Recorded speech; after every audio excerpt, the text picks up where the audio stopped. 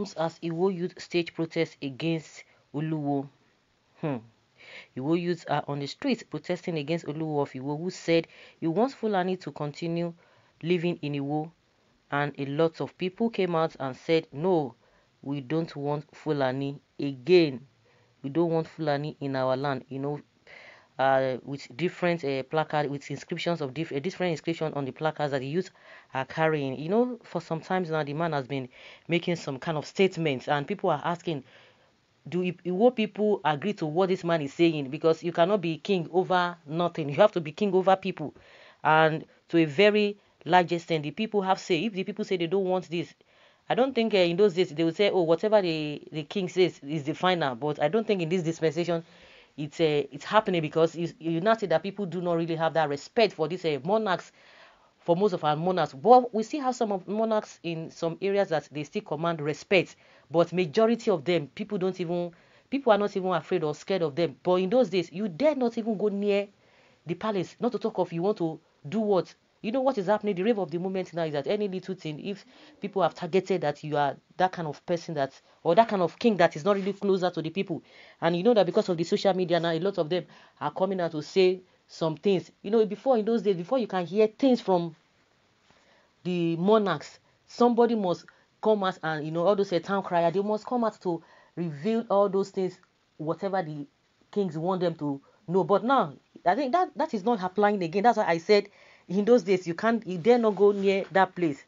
But you see, like I said again, that in those days, whatever they say is the final. But now even the Yoruba, they can even go on social media, they tweet. They don't even need a town crier to go and relate their messages to the people. People, even at the comfort of their home, because of technology, because of the way things have evolved, people get the messages of all those monarchs.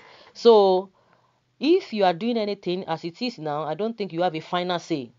To a very large extent, I don't think you have a final say, because people were asking that all these statements being made by this man, are the people aware, or did they agree to that? Record that Oluwo of Iwo Oba Abdulrasheed Adewale Akanbi said any Fulani can relocate to Iwo town to continue his cow business. Oluwo of Iwo said he needs 10 million Fulanis to relocate to Iwo because he wants Iwo to produce the next governor. That is just it. So to produce the next governor, and if you look at this whole thing critically, you see that in the north, that's why you see underage voting. People are just, even to the extent that the lawmakers are trying to sponsor the bill that those who underage marriage, or those who married at the age that they are not supposed to marry, whatever, they want to infuse that to our electoral system, that irrespective of their age, whether they are 9 or 10 years when they got married, because for the fact that they are married, then they should be allowed to vote. Of course, we know that underage voting have been going on. So he's looking for population.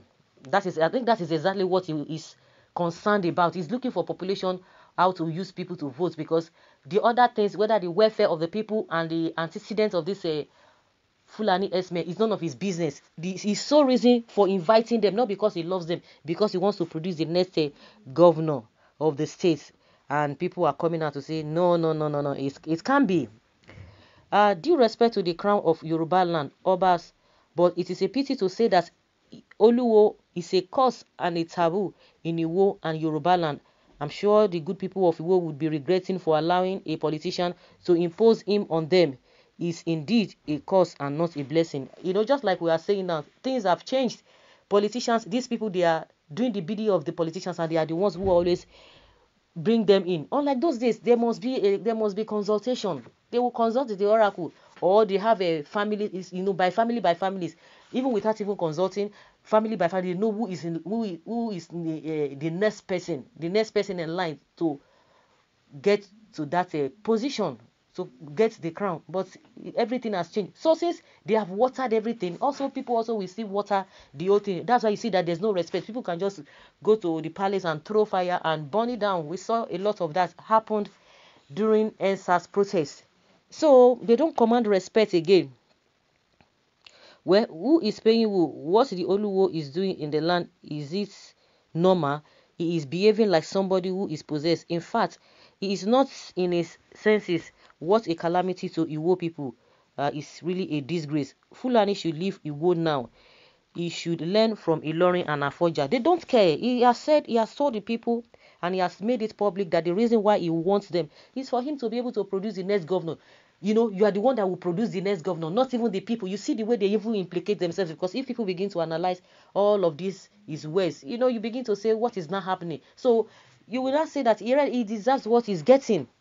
You want to produce, so how? You want to, that is what he said. He said, I want to produce the next governor. How do you want to do that?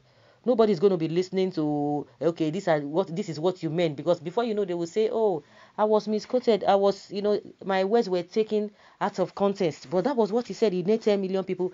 You don't even talk about the welfare of your people and the antecedent of this so-called Fulani herdsmen. The same Oluwo of Iwo said, oh, Yorubas should just go and, instead of them to face a ritualist, those who are ritualists, they should concentrate on them. They are concentrating on Hausa Fulani, Fulanis, you know, all those statements. We are talking of the present situation, what people are going through. You are diverting or digressing to something else, and you expect the people to respect that kind of person. No, you see what happened to the Oba of Lagos too, because they don't respect themselves.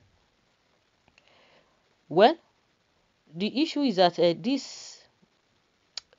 least not all the Igbo people are junkies. Many are with their correct senses. Any normal person will never ask killers to come and live in their community. Congratulations to Igbo youth. We support you. You have the power to unseat him. If the slaves become king, nobody will remain in town. He's a dreamer and a talkative. I support the youth of Iwo. He's not the only king in Yoruba land. It's too much of him. Okay. The protesters are not well knowledgeable enough and a bit coward to hit the nail at the head. They should have gone for Iwo himself rather than Fulani. Woe unto the nation whose king is but a child. I perceive Oluwo being chased out of the position very, very soon. Okay. Yes, so if it gets hotter, you know, because of this oppression, somebody will sit down somewhere and begin to impose a king on others, or impose people to lead them, and that is the manner at which they do all of this is in the democracy, in the politics. They are bringing it into a traditional setting, and that's why you see that these people do not have it. They don't command respect any longer. I'm not surprised it doesn't have the quality of a traditional ruler. Well, the Iwo youth don't even need to take their king statement seriously. Her ex-wife, shown where is reaping Indian. Okay, Indian hemp. Igbo, if it is true that means he talks is not the king, that is he talks, you know, under the influence of alcohol or whatever he might be taking. They are talking that they don't want this man again. Stop telling us that you want to invite Fulani. Who are the Fulanis that you want to bring? Who are you? Your words cannot stand.